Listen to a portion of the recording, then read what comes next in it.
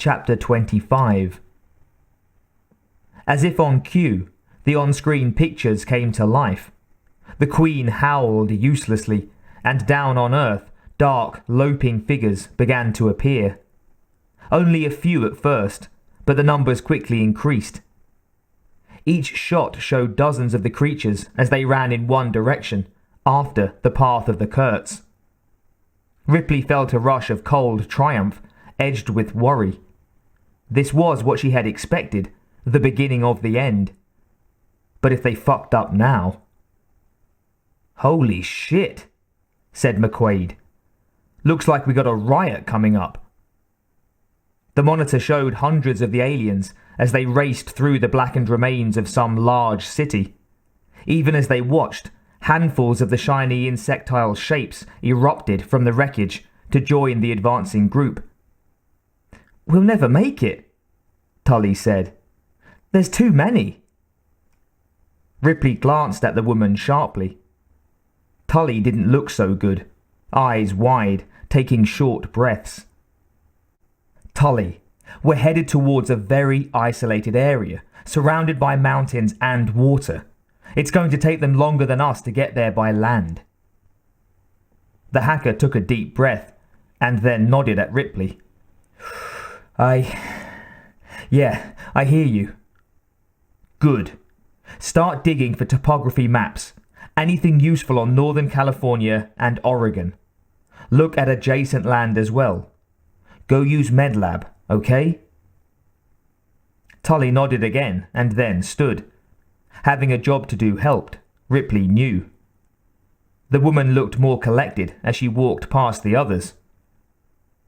Dr. Jones smiled at Ripley and then followed Tully. "Brewster, how long have we got?" 30 minutes, give or take." "Fine. Moto, why don't you and I go see what we can scrounge in the way of tools?" Moto let go of Fawkes' hand and went to the stairwell. Captain McQuaid sat down in the co-pilot's chair. "Guess I'll make sure Brewster doesn't crash us," he said. "That leaves weapon detail to us," said Wilks. "Billie, Falk." Ripley nodded. Good. Seeing the planet's condition had been bad, but they all had something to do to keep the images of death at bay for a while. It would all be over before long. "Tell Tully to call me as soon as she gets a fix on the geography," she said. She directed this at Brewster as she followed Moto down the ladder. The Queen screamed in the hold below, sent her message to the Earth's breed. Ripley grinned tightly as she took the steps. The bitch would have plenty to scream about soon enough.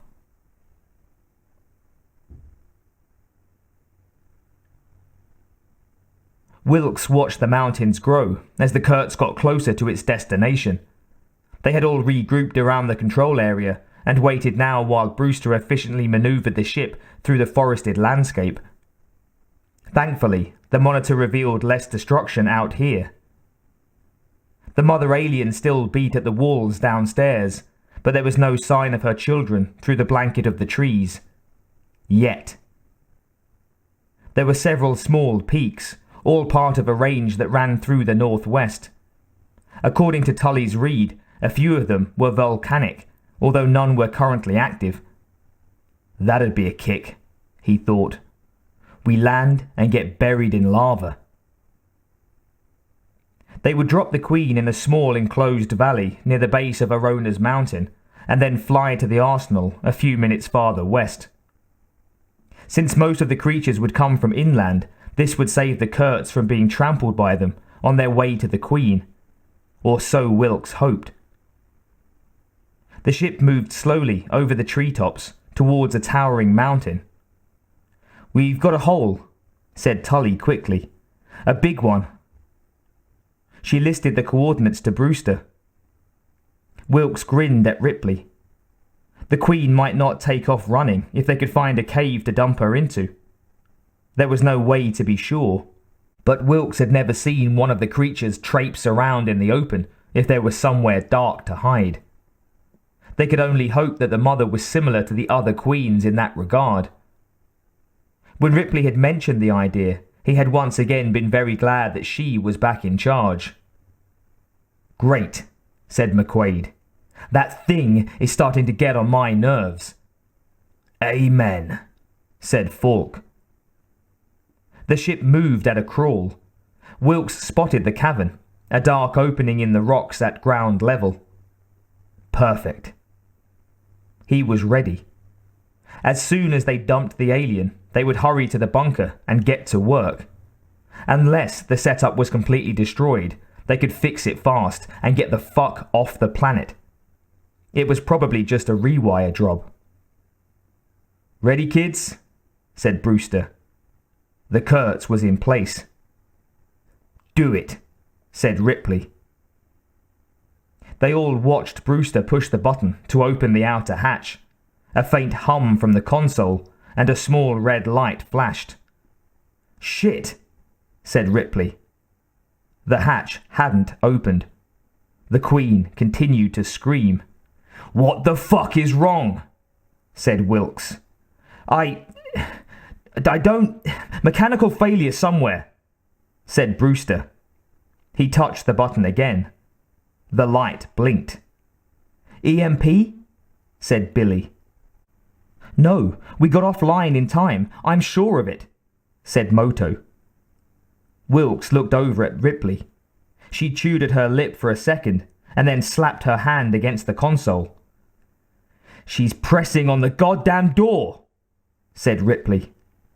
"Stupid bitch is probably punching the pretty button, blocking her own goddamn exit." She turned to the stairwell. "Open shipwide comm and try it again when I say so, Brewster. Wilks, come with me." He followed Ripley down the stairs. The roar of the engines was incredibly loud as they hurried through the APC bay together. "The door from here is sealed," he shouted to her. Ripley ignored him and jogged over to a tool cabinet set into the wall. She tossed a spanner to him and grabbed a second wrench, stepped up to the wall and hit it. Wilks joined her, began to beat at the alloy with the spanner. "Hey asshole! Over here!" Ripley shouted. "Come on! Come on!" Wilks hit the wall high, again and again. Between the engines, the Queen, and the echoing crash of metal on metal, he was surprised that he heard the new sounds. Through the wall came an awful scraping noise, nails on clear steel. Or rather, talons on alloy. Ripley hit the door once more and then shouted to the comm behind her. "Go!" A few seconds passed, and the ship suddenly lifted slightly as the Queen's cries faded to nothing. Wilks turned to face Ripley. She was still looking at the containment chamber. "Not that smart, is she?" she said. She spoke loudly to be heard over the engines. As they headed back upstairs, Wilks rephrased to himself an earlier thought. He was fucking thrilled that Ripley was back in charge.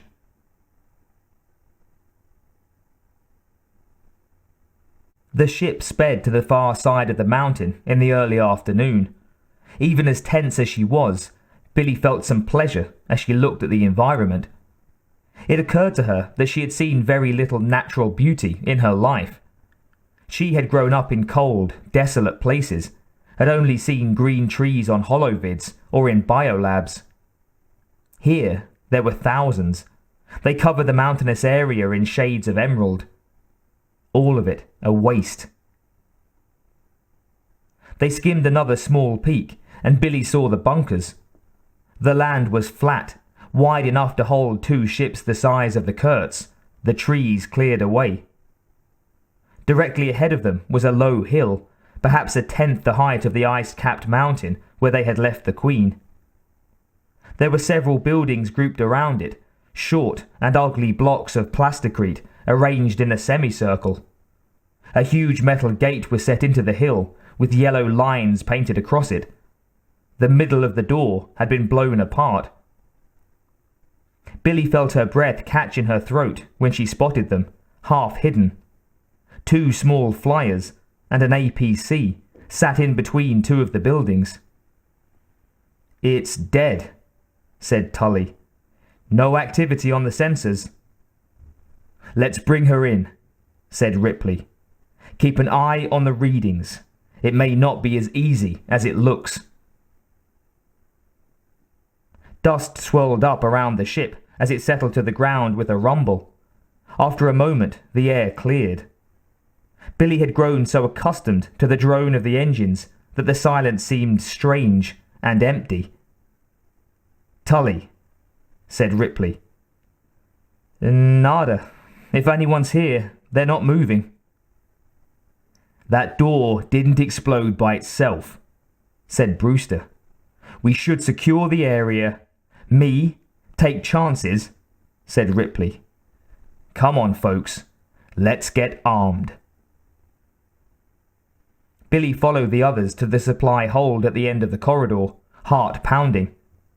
One of those flyers was going to work. She was no pilot, but she had learned a lot watching Wilks.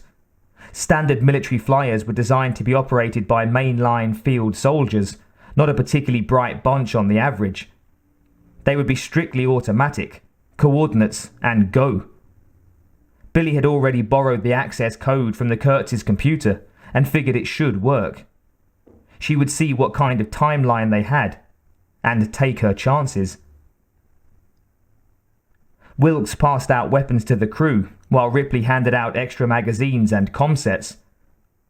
"We start at the first building and work around," said Wilks. "Marines up front. Moto, you're on point."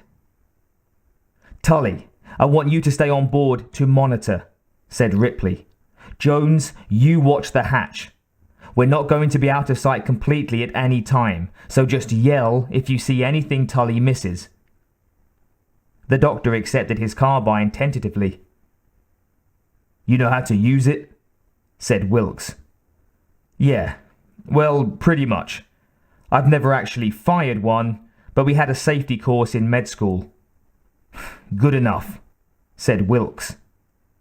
"McQuaid, Billie, you're covering our asses," said Ripley. Billie and the captain nodded and slung their rifles. "Once the area is secured, we'll come back for tools, and then we get to work on the detonator problem." Tully walked back to control as the crew filed down to the APC dock. They stood at the hatch, Moto, Wilks, and Brewster in front, with their weapons ready. Ripley put her hand on the door controls and looked at them. "Any questions?" No one spoke. Billie took a deep breath as the deck fanned open.